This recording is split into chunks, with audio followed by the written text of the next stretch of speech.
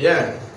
Alors maintenant, passons à une nouvelle activité, activité 3. Complétons notre apprentissage sur la dérivabilité en un point. Dans notre activité 3, nous avons une fonction définie comme celle-ci, avec les valeurs absolues. On nous demande d'étudier la dérivabilité de cette fonction à x0 égale à moins 2.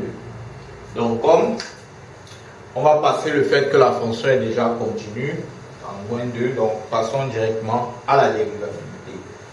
Donc pour la dérivabilité, comme tout à l'heure, on va calculer donc f de moins 2.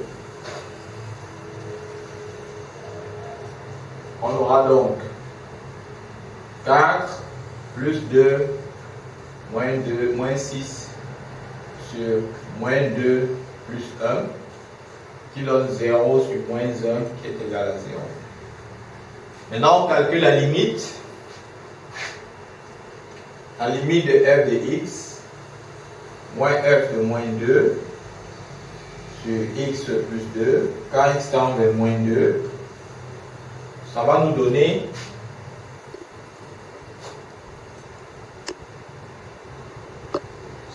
limite quand x tend vers moins 2, la valeur absolue de x carré moins x moins 6 sur x plus 2.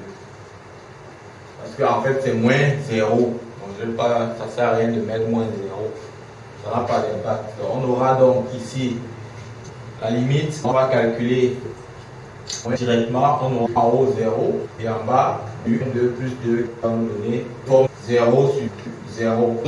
Qui donne une déterminée ici. Alors quand l'idée sont maintenant sonnées comme celle de l'ONU, l'idée est de faire un petit x plus numérateur. On aura donc quand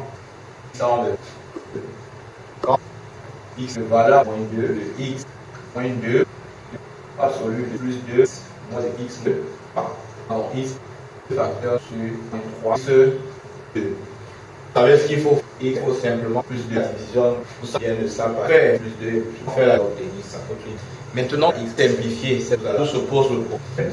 Pour simplifier, il faut déjà disparaître l'expression valeur absolue de la fin de simplifier. Parce que vous pouvez simplifier comme ça alors que x plus 2 avec sa valeur absolue, il y a un problème de signe qui se pose là pour avoir moins ou plus. Donc il faut faire disparaître la valeur absolue avant de faire la simplification.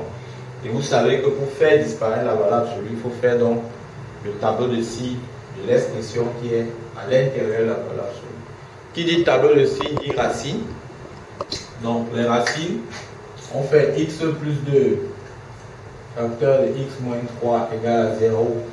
Cela va nous conduire à x égale à moins 2 ou x égale à 3. On met dans le tableau de signes, on a donc moins l'infini, moins 2, 3 plus l'infini. On a notre expression ici, x carré moins x moins 6. Nous savons que cette expression est telle que signe de a à l'extérieur des racines et signe contraire de a à l'extérieur. Cela dit donc la valeur absolue x carré moins x moins 6, ça sera égal à x carré moins x moins 6 là où c'est positif et l'opposé, c'est-à-dire moins x carré plus x plus 6 là où c'est négatif. Et donc, la limite, quand il tend vers moins 2, on sera obligé d'utiliser parce que vous voyez qu'à moins 2 à gauche et à moins 2 à droite, les expressions de la fonction diffèrent. Et donc, à gauche, cette limite-là sera égale à la limite de x carré moins x moins 6 sur x plus 2, qui est encore limite quand x tend vers moins 2 à gauche de x plus 2 facteur de x moins 3, on l'a déjà fait. X plus 2 et en simplifiant, ça nous donne limite de x moins 3 à x tend vers 5 moins 2. Maintenant, qui est égal à moins 6 à droite de la limite quand x tend moins 2 et droite x de 10 x carré plus x plus 6 plus sur égale à la x car 2 vers encore et 2 à la limite de l'instant facteur de moins 2 plus 2 facteur de x moins 3 x sur x facteur plus 2 que moins. Et donc on simplifie, cela va nous donner limite de 5 facteur de x moins 3 et moins x tend vers moins x à droite qui va donner 5. Alors je vous épargne d'un certain nombre de calculs, à savoir par exemple la division euclidienne qui avait déjà été faite au départ.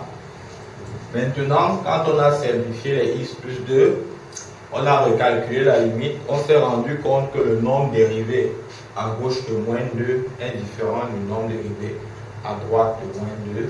On conclut donc que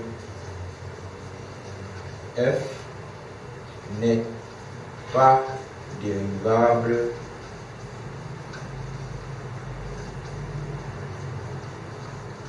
en moins 2. Donc, l'idée première ici, c'était de vous montrer que quand vous avez une fonction avec valeur absolue, forcément le calcul, la dérivabilité de cette fonction va vous imposer d'écrire d'abord l'expression sans valeur absolue. Et donc, quand vous allez écrire l'expression sans valeur absolue, vous pourrez donc calculer la limite.